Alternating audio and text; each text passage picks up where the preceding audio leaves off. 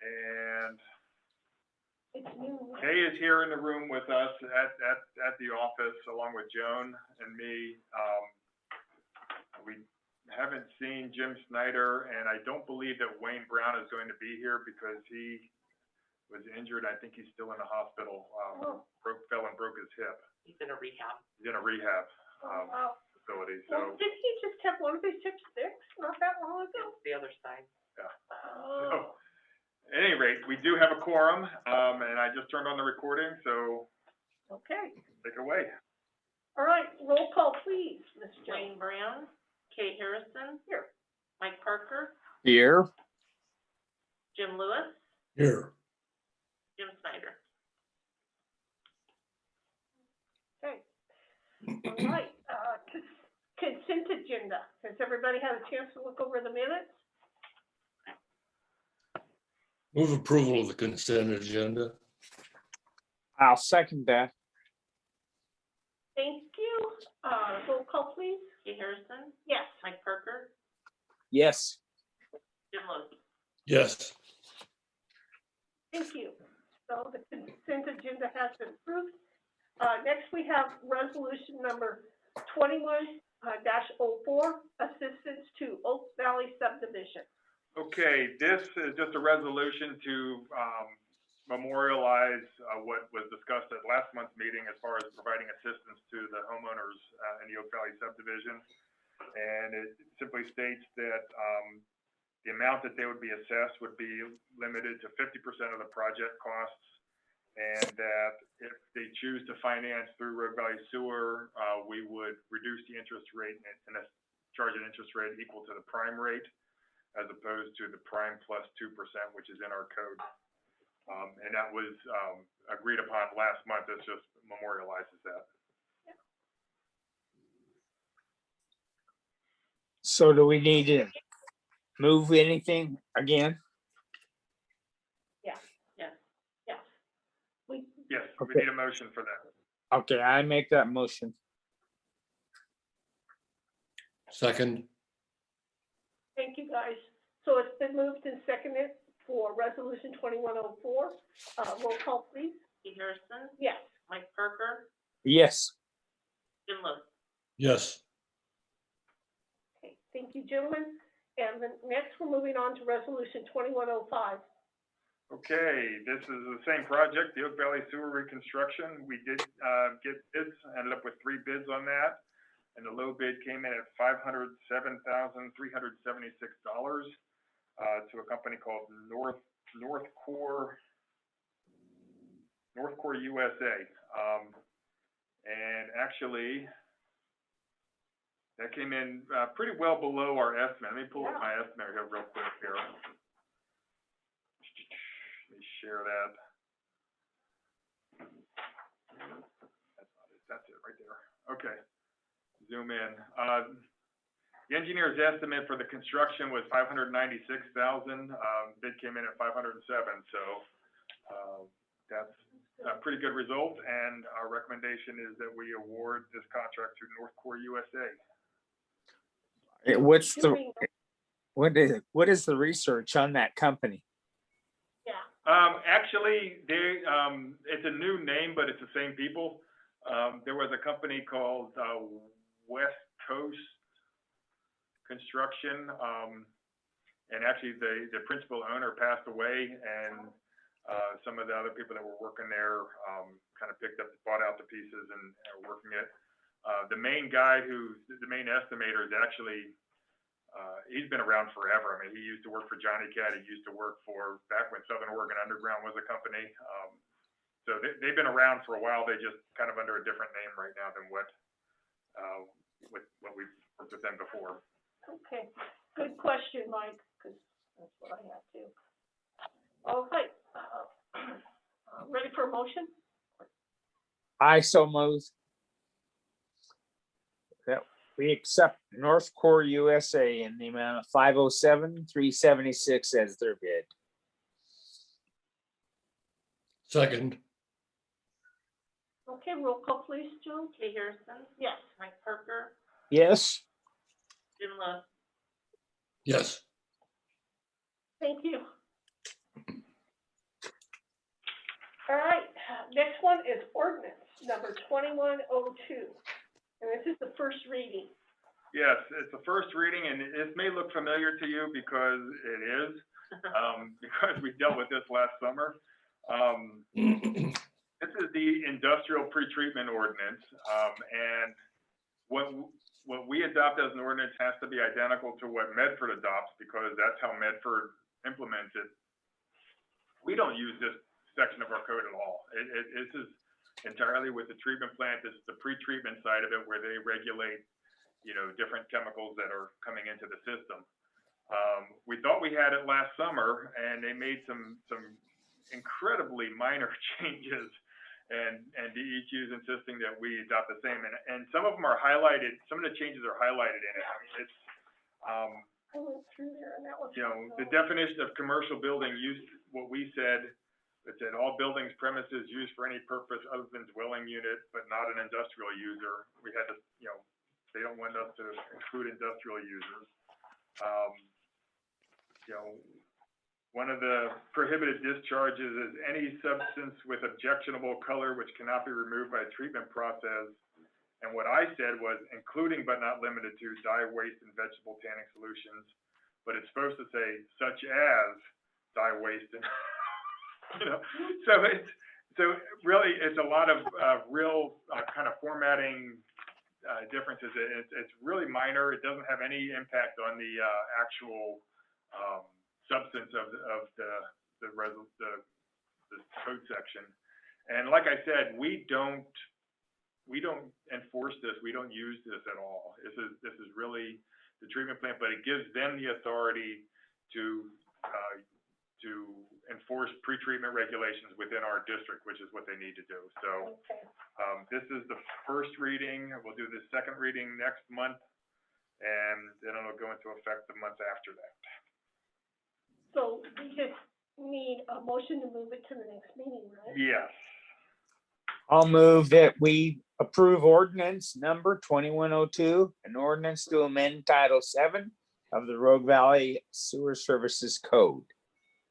So I don't think we have a vote on it. We just move, it just goes to the next meeting. We're just moving it to the next meeting so we can do that. Yep. Second reading. Okay. All right. That one is done. We're gonna fly through this meeting. Okay, we're good. Next, project updates. Okay, we don't have too much that's new on this overall, just a few minor things, but we do have a couple projects waiting in the wings, which will have hopefully updated on this list next month. That being said, starting at the top, ODOT 140 exit 35 to Blackwell Road. We've officially removed the force main, which in hopes that Gold Hill was going to create a pump station and pump to our system and we get rid of the treatment plant. That has all but fallen through and we don't want to take the risk. The good thing is ODOT was really nice to work with us on this whole process, and they were even nicer to get our actually re-sign a revised agreement for the project and send us our reimbursement right away. So we've received $197,000, which that's really nice of them to do, because we're still paying on, I think we just received our reimbursement for the Fern Valley interchange just not too long ago. So that's how long it takes to get money back from those folks. So moving on, Arborwood Pump Station, the design on this is all but complete. I've submitted it to the pump manufacturer and distributor, Xylem, who distributes our flight pumps as well as our pre-manufactured wet wells. And I haven't seen anything back from them. It's just kind of the sign of the times. The procurement process is really kind of killing us at this point. I'll talk more about that on the Dunn project, but we're just kind of waiting on that one. I'll be submitting to DEQ for approval here shortly as well. Fire service abandonment. This is kind of really winding down on our end. There's a few loose ends just as far as you know, the fire response in general. FEMA's really trying hard to get some, you know, open lots. They're trying to move trailers into a lot of the existing or the former mobile home parks, but they're kind of striking out with a lot of them. They can't come to reach an agreement with a lot of the property owners. We just heard that they're moving forward on one small one, the Totem Mobile Park in Talent. But other than, and also they're going to develop a small portion of the City of Talent's school, or the Phoenix Talent School District's property on Culver Road as well. Those are the only two that I know that are actually going to happen at this point. So just kind of an update on the whole fire response there. But as far as the capping of laterals, that's all but complete. Getting a sewer rehab, this project went great. It's all but complete. The paving's down. We're just doing some punch list items. We have to complete our as-built survey. The $165,623 was for the work that was completed in March. And we'll see another payment next month, likely, which will be the final payment. Oregon 140, Bear Creek to 5th. This project is kind of overlapping with our Dunn pump station pump replacement project. We have out on the intersection of Kirtland or 140, we have a couple pressure systems that are tied into the existing 27-inch force main, which runs parallel to our 30-inch force main, which both come out of Dunn Pump Station. Carl did a project quite a few years ago now to install that 30-inch main, and we'd like to just abandon the old 27-inch line. The 30-inch is more than adequate to take care of our needs, and that old 27-inch line is in pretty rough shape. We're just assuming it's in pretty rough shape, but it's an old line, and it's a concrete lined steel pipe. And so to do that, we have to relocate 2 existing pressure systems, both on High Banks Road, into the 30-inch main, and we have to do a hot tap on our force main to do that. Finding a contractor that'll go out and do that is actually proving to be pretty difficult. It's kind of a specialty process, and there's a lot of risk there. If something goes wrong, we don't have a whole lot of closely spaced shutoff valves on our 30-inch main. So if something goes bad, that's a whole lot of sewer that's going to be spilling out everywhere. So I think we have a contractor on board to go do that. I sent him the plans last week, and I haven't heard back from him yet. But as with most contractors, he's really busy. So I'll push on him this next week and try to get that done. We have to get it done before June 1st, which is the bid date for the 140 project that I just mentioned. So, which is going to go right through there. That's the word I got from ODOT, is that's our drop dead date.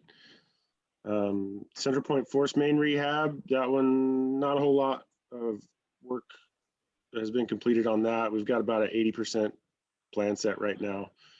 Done pump replacement project.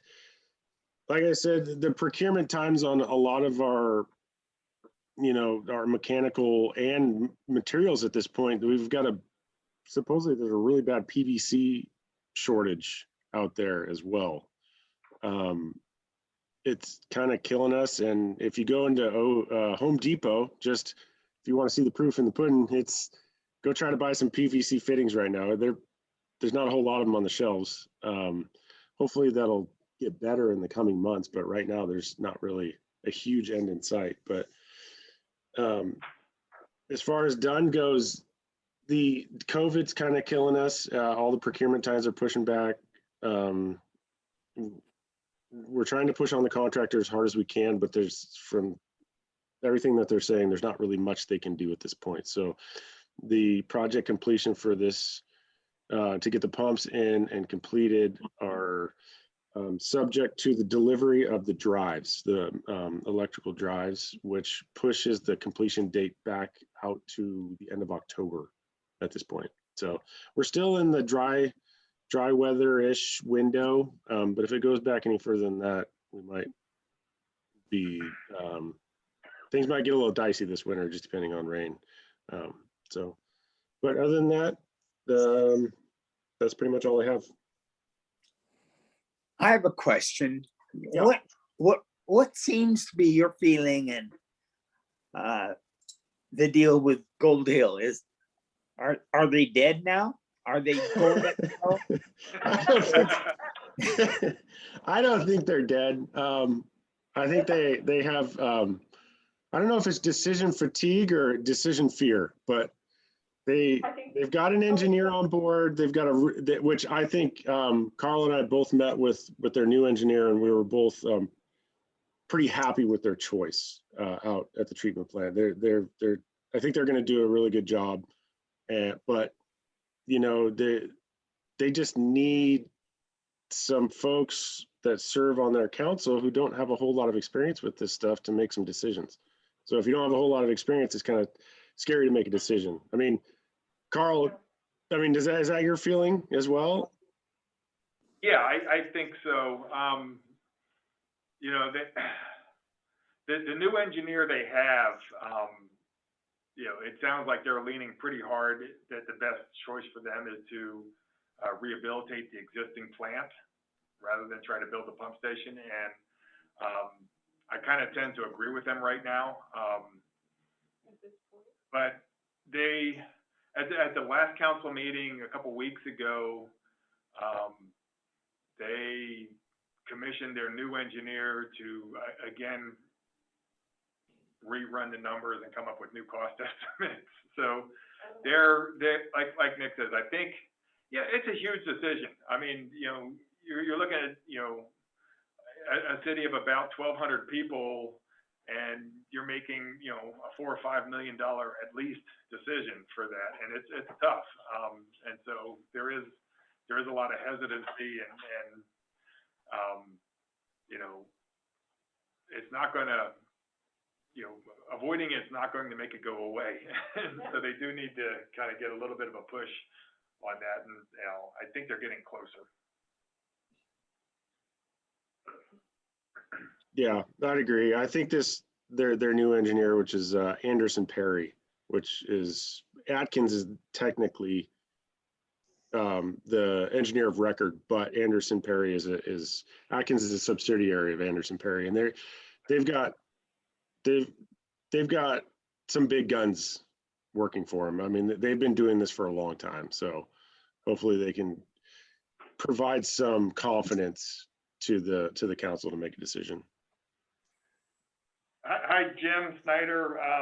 We're kind of just at the end of item number 5 with Nick's report. We're just finishing up on that right now, just to get you up to date. So yeah, I was just gonna adjourn the meeting. I'm sorry for that. Somewhere the email that was going to attach me to this thing just disappeared out of my email file. All I could find was the budget ones. And it was rushed right up to 1 minute before start time to try to get in. So I just had a bad day, but thank you. We're glad you're here. all right. Yeah, if there are any other questions, that's it for me. Thank you. Thanks. Sounds to Okay, me as clear as mud right now. Next, let's go to the stormwater update. Jenny? All right. Carl, do you want to scroll the screen there for people? Oh, there you go. So on the stormwater update, I'll just mention, you guys know that we did some water quality monitoring post-fire, and we've done 3 sample events post-fire. The research shows that impacts from fires extends for a period of up to 5 years following fire. So I've been working with a collaboration to attempt to apply for some state funding to allow us to continue doing sampling for a couple of years at least. If that doesn't come through, I'm looking at how we may be able to do some additional sampling over the next couple of years, regardless from the stormwater areas that we've been sampling, just to see if we're getting anything continuing to come out of the area. we have been doing the inlet protection for the stormwater system down in the burn area since the fire happened. But at this point, we are now turning that over to the contractors who are doing the rebuilding in the area. Kind of putting that back on them, which is typically their responsibility whenever development is happening. The contractor is responsible for that. So we're in the process of sort of trying to make them know that they are back on point for that. The Lagoon Public Access Project, we awarded that contract last month and we had a kickoff meeting on that. So the contractor is started on that project.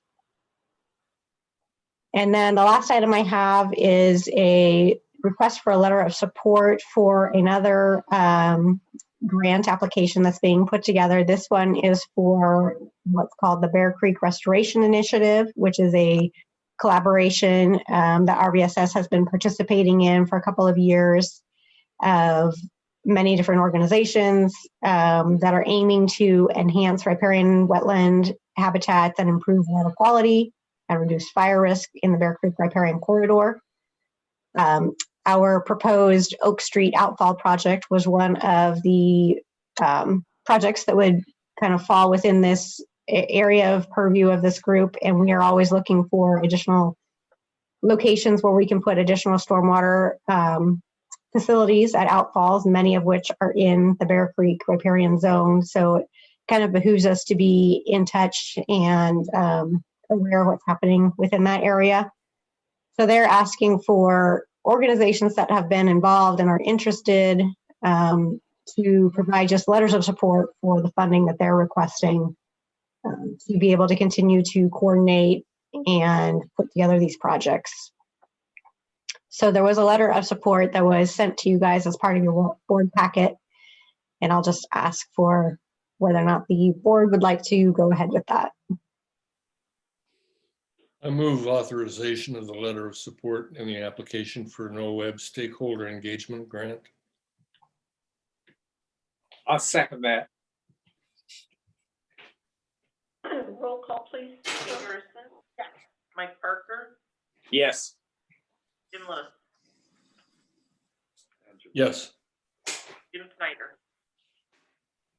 Yes, Thank you. You got them. All right, that's passed, so we'll get that taken care of. Next, we have O&M updates. Okay, Shane is not here today, so just to real cover what is going on with the O&M crews. He's just Slacker. What's that? He's just Slacker. He's not here. Yeah, he's a baseball coach. So he coaches the Red River High School team. That's cool. So That's cool. anyway, you know, we're getting back to normal, doing our normal rotational cleaning and things like that. So we're not all wrapped up in the fire stuff. And you can see the numbers of everything that they've done in the past month. I had some guys over in Sidge Point East. Yeah. Yeah. Gosh, So, I saw them as I walked by. But nothing out of the ordinary is happening. We are going to paint our offices next week, so that's going to be very disruptive and unsettling for some of us. But it's a pain. I mean, you know, you have to move things around and make access for the painters. But by the time we have our first live in-person meeting, it's going to be beautiful. So Yeah. that's our goal. It'll be nice. All right, that's all Shane's got for you. Okie dokie. Next, we have managers report. Hey, okay. Let's see, as you know, we're still doing this on the Zoom meeting. Let's see, COVID pandemic impacts, just kind of a discussion about, how everything's progressing with the pandemic. Jackson County is still listed at high risk. And so we're still operating with a, generally closed to the public. We're still doing, as much as we can remotely. We still have a lot of our office staff, at least working part days from home. And so we're not planning on changing that anytime real soon. The OSHA regulations, they passed a temporary infectious disease rule back in November. And that's the one that requires you to wear masks when you're indoors and a number of other things. That's set to expire on May 4th, and they are planning to make it a permanent rule. Permanent? Yeah, and so, I mean, there's still a lot of debate about that. I know a lot of the suggestions are just let it expire.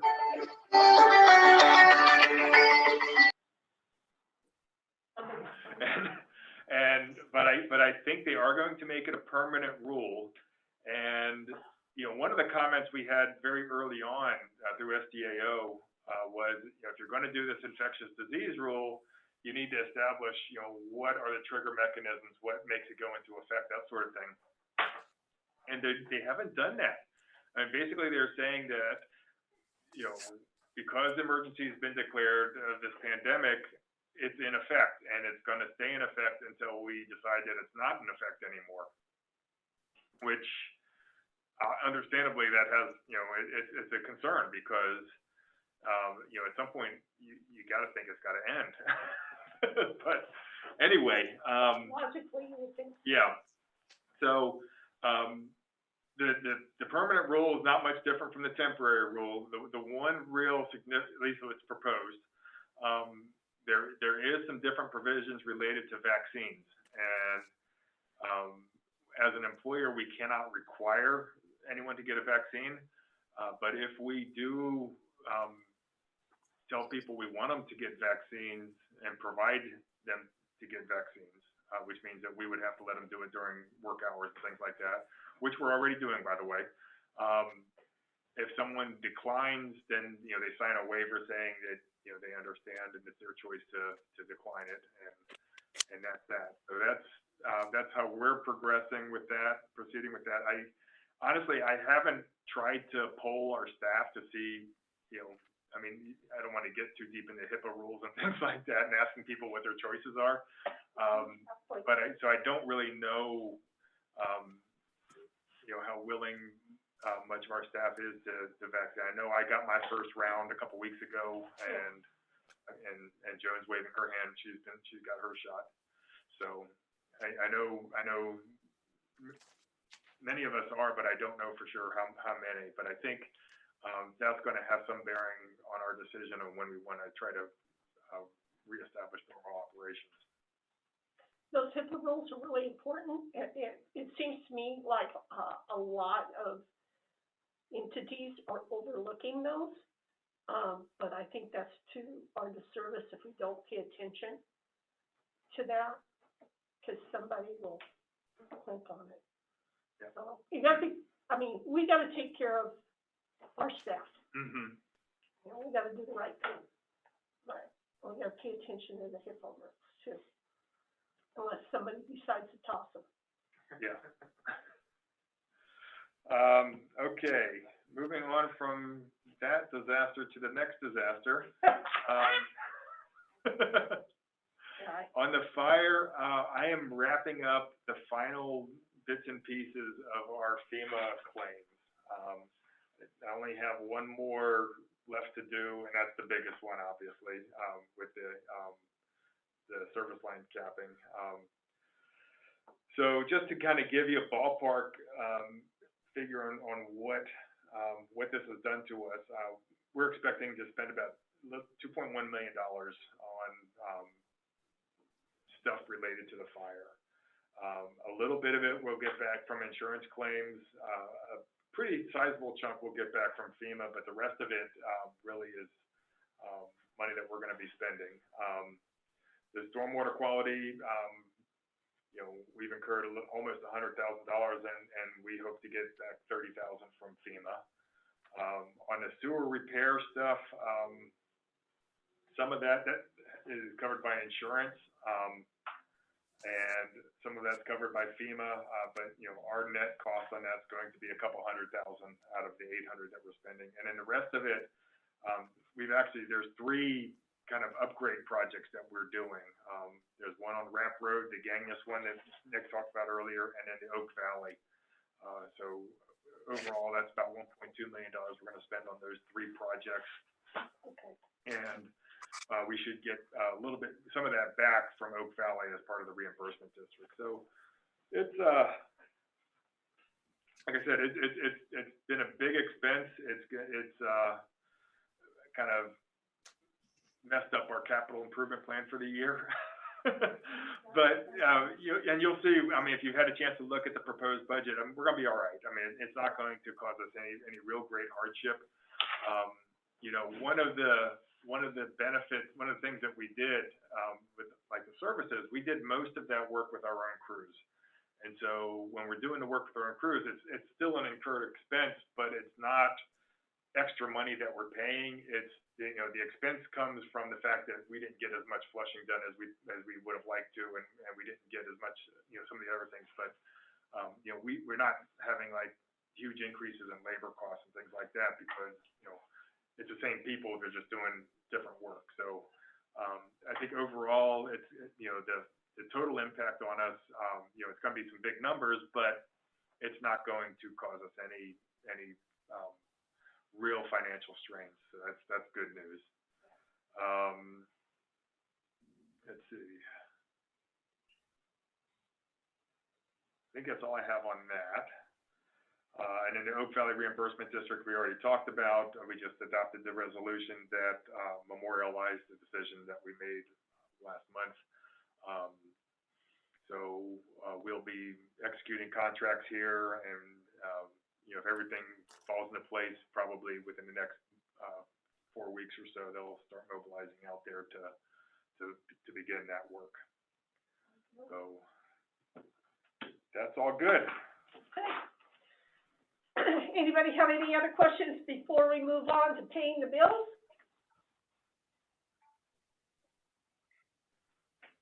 Okay. I just want to go on the record. I would have voted affirmative for both of those actions had I been there on time like I was supposed to. Okay. Thanks, That's Jim. okay, Jim. Technical difficulties are difficult. All right, do I have a motion for the bills, please?